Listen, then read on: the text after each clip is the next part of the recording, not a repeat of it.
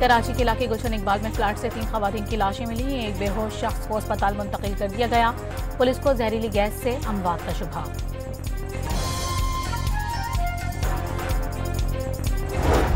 कराची में शारा फैसल पर कौम परस्त जमात की कारकुनान और पुलिस में फिर तसादुम।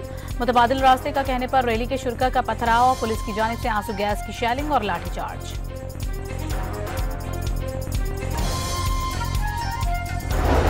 पीटीआई को पाकिस्तान का मफाद अजीज नहीं है। 190 मिलियन पाउंड करप्शन का पूछने पर इल्जामात लगाए जाते हैं। वजीर इत्तलात अता तारड़ का लाहौर में खिताब।